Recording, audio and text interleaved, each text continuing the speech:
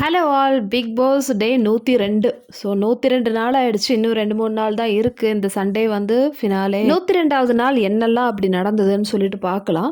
So யூஸ்வலாக இப்போ Tamil big பாஸ்லலாம் பார்த்தீங்கன்னா ஃபினாலே நெருங்கும் போது தான் வந்து பிக் பாஸ் இன்னும் வந்து கலக்கட்டும்னு சொல்லலாம். பழைய கண்டஸ்டன்ட்லாம் வந்து உள்ளே வருவாங்க. அதுக்கப்புறமேட்டு மிட் வீக் எவிக்ஷன் இருக்கும், பணப்பட்டி வைப்பாங்க, இந்த மாதிரி நிறைய விஷயங்கள் வந்து வரும். அதே மாதிரி மூவி ப்ரமோஷனுக்காக வருவாங்க நிறைய பேர். ஓகே, ஹிந்தியில் வந்து வீக்கெண்டில் வராங்க ப்ரமோஷன்ஸ்க்காக. ஸோ மற்றபடி இந்த பழைய கண்டஸ்டன்ஸ் உள்ளே வர்றது, அதே மாதிரி பணப்பட்டி, இதெல்லாம் வந்து எப்போ வரும்னு சொல்லிட்டு தான் வந்து நான் வெயிட் பண்ணிகிட்ருக்கேன். ஸோ ஹிந்தியில் பழைய கண்டஸ்டன்ஸ் உள்ளே வர மாட்டாங்கன்னு நினைக்கிறேன். இன்னும் அவ்வளோதான் நாள் இருக்கு இல்லையா? ஸோ இனிமேல் வர்றதுக்கு சான்ஸ் இல்லை. அவங்க வரதா இருந்தால் 2 நாள் முன்னாடியே வந்து வந்திருக்கணும். தமிழில் என்னடான்னா இப்போது ரொம்ப இன்ட்ரெஸ்டிங்காக போயிட்டுருக்கு பிக் பாஸ் முடிய போகிற டைமில். ஸோ பணப்பட்டியே வந்து ரொம்பவே ட்விஸ்டிங்காக போயிட்டுருக்கு.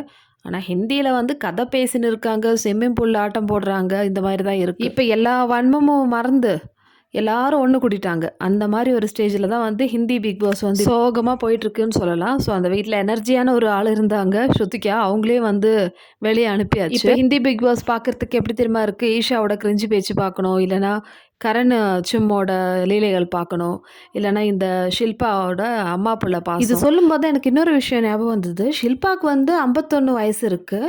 ஸோ ஓகே, அதனால அம்மா பொசிஷனில் இருக்காங்க.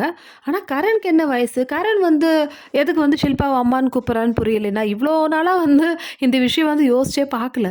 ஸோ கரணுக்கு வந்து 46 வயசாகிடுச்சாமே. நம்ம சப்ஸ்கிரைபர் ஒருத்தவங்க தான் சொன்னாங்க, 46 வயசு இருக்கிற கரணுக்கு எப்படி இந்த 51 ஏஜ் ஷில்பா வந்து அம்மாவாங்க? நீங்களே சொல்லுங்கள் மக்களே. அப்போ இவ்வளோ நாளாக நம்ம பார்த்தது வெறும் நாடகம் தானா? அடப்பாவீங்களா! கண்டென்ட்டுக்காக எந்த மாதிரிலாம் வந்து யோசிக்கிறாங்க. இதை வச்சு வேறு சல்மானும் வந்து இந்த ஷோ ஃபுல்லாக ஓட்டிட்டார் பாருங்களேன். இந்த ஷோ ஃபுல்லாகவே வந்து ஷில்பா இப்போ கரண் வந்து பேட்டாவா, இல்லை இந்த விவின் வந்து பேட்டாவா, அந்த மாதிரி வந்து எல்லா கேட்பாங்க. ஸோ இதுக்கு வந்து எனக்கு கரண் இம்பார்ட்டண்ட்டு, அது மாதிரி விவின் இம்பார்ட்டண்ட், அந்த மாதிரி சொல்லுவாங்க. ஸோ இந்த அம்மா பிள்ளை பாசம் நிறைய தடவை யூஸ் பண்ணியிருக்காங்க இந்த வேர்டு. அப்போது ஒரு தடவை கூட ஷில்பா வந்து சொன்னது இல்லையே, நான் வந்து கரண்க்கு அம்மா வர வயசுலலாம் இல்லை அப்படின்னு சொல்லிட்டு. அப்போ இதெல்லாம் வந்து கண்டென்ட்டுக்காக கேவலமாக பிளான் பண்ணுற விஷயந்தான் வந்து நடக்குது. ஸோ இதை வச்சு தான் வந்து பிக் பாஸ் சொல்லுவாங்க, இந்த சீசனே வந்து ரிஷ்தாம்கா சீசன், அதாவது ரிலேஷன்ஷிப்போட சீசன் சொல்லிட்டு. இதை பார்த்து ஆடியன்ஸ் வேறு ஏமாந்துருக்காங்க. என்னத்த சொல்கிறதுன்னு புரியல. சரி, இந்த எபிசோடில் என்ன தெரியுமா நடந்தது? இன்றைக்கி ஷில்பாவோட மிட் வீக் எவிக்ஷன் நடந்தது. ஸோ ஷில்பா வந்து கிளம்பியாச்சு பிக் பாஸ் வீட்டிலேருந்து. அதே மாதிரி பிக் பாஸ் வந்து அனௌன்ஸ் பண்ணிட்டாங்க, டாப் 6 ஃபினாலேக்கு போக போகிறீங்க அப்படின்னு சொல்லிட்டாங்க பிக் பாஸ் வேறு. ஸோ இந்த எபிசோடில் வந்து என்ன நடந்துச்சுன்னு பார்த்தீங்கன்னா, இந்த பிக் பாஸோட டைரக்டர், பிக் பாஸ் செட்டோட டைரக்டர் அமன் குமார் வந்திருந்தார். இவர் வந்து நேஷனல் அவார்டு வின்னராக, அதே மாதிரி இந்த பிக் பாஸ் செட்டோட டைரக்டர் இவர் தானா.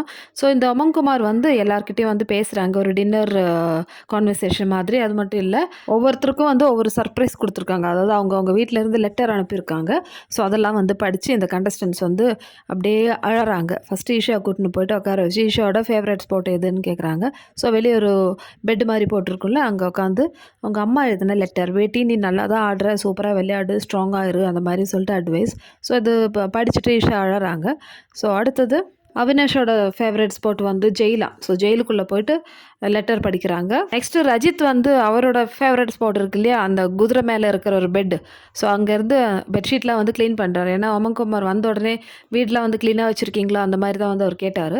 ஸோ உடனே வந்து ரஜித் வந்து அவரோட துணி மூட்டையெல்லாம் வந்து மடித்து வைக்கல, பெட்ஷீட் எடுத்துன்னு போயிட்டு ரெஸ்ட் ரூம் இருக்கு இல்லையா, ரெஸ்ட் ரூம் ஏரியா, அங்கே போய் போடுறாங்க. ஸோ இதை பார்த்துட்டு திருப்பியும் வந்து கேட்குறாரு, என்ன நீ எதுவுமே வந்து க்ளீனாக வச்சுக்க மாட்டியான்னு சொல்லிட்டு. இது என்னோடது இல்லை, ஈஷாவோடதுன்னு சொல்லிட்டு போட்டு கொடுக்குறாங்க. அடுத்தது கரணை கூப்பிட்டு உன்னோட ஃபேவரட் ஸ்பாட் என்னன்னு பார்க்கும்போது உள்ள ஒரு சோஃபா இருக்கு இல்லையா, அங்கே உட்காந்து லெட்டர் கொடுக்குறாங்க. ஸோ கரணோட அம்மா எழுதியிருக்காங்க. நெக்ஸ்ட்டு விவினை கூப்பிட்டு போய் உட்காடுறாங்க. ஸோ விவினுக்கு வந்து வைஃப் எழுதியிருக்காங்க. எல்லா லெட்டர்லேயும் வந்து ஒரே கண்டென்ட் தான் இருக்குது. ஸோ எல்லோரும் வந்து நல்லா விளையாடுங்க, நீங்கள் வந்து ரொம்ப ப்ரௌடாக எங்களை ஃபீல் பண்ண வச்சுருக்கீங்க, அந்த மாதிரி காமனான விஷயங்கள் தான் வந்து சொல்லியிருக்காங்க. இதை படிச்சுட்டு எதுக்கு தான் வந்து இந்த கண்டஸ்டன்ஸ் அழறாங்கன்னு புரியல. இப்போ தானே ஃபேமிலி வீக் முடிஞ்சிருக்கு. அடுத்தது ரஜித் கிட்டே போயிட்டு அந்த கோடை மேலே இருக்கிற அந்த பெட்டில் உட்காந்து படிக்கிறாங்க. ஸோ ரஜித்தோட அம்மா எழுதியிருக்காங்க லெட்டர். இதுக்கு நடுவில் பார்த்தீங்கன்னா இந்த சும்மும் கரணும் வந்து கை பிடிச்சிட்டு உட்காந்து பேசுகிறாங்க. ஸோ சும்மா என்ன தெரியுமா சொல்கிறாங்க, கரண்கிட்ட நீங்கள் இல்லைன்னா நான் இது வரைக்கும் வந்திருக்கவே மாட்டேன், ஏன்னா நீ வந்து நல்லா சப்போர்ட் பண்ண எனக்குன்னு சொல்லிட்டு 2 பேரும் வந்து பேசிகிட்ருக்காங்க. அடுத்தது சும்மா கூட்டின்னு போகிறாங்க. சும்மா வந்து ஃபேவரட் ஸ்பாட் வந்து பெட்டாம். ஸோ பெட்டில் உட்காந்து லெட்டர் படிக்கிறாங்க. அவங்களோட அம்மா எழுதியிருக்காங்க. ஸோ அம்மா வந்து நீ வந்து எங்களை ரொம்ப ப்ரவுட் பண்ணி வச்சுட்ட அப்படின்னு சொல்கிறாங்க. கிட்ட அமன்குமார் கேட்குறாரு, நீ கரனால் தான் வந்து இவ்வளோ தூரம் வந்தே அப்படின்னு கேட்கும்போது இல்லை கரண் மட்டும் இல்லை என்னோட எஃபர்ட்டும் இருக்குதுன்னு சொல்லிட்டு சும்மா வந்து சொல்கிறாங்க. அதுக்கப்புறம் இன்னொரு விஷயம் சொன்னார் பாருங்க இந்த டைரக்டர், எனக்கு இந்த வீட்டிலேயே வந்து ஃபேவரைட் வந்து சும்மா. அடப்பாவீங்களா, அப்படி என்னதான் இந்த பொண்ணு பண்ணிடுச்சுன்னு தெரியலையே.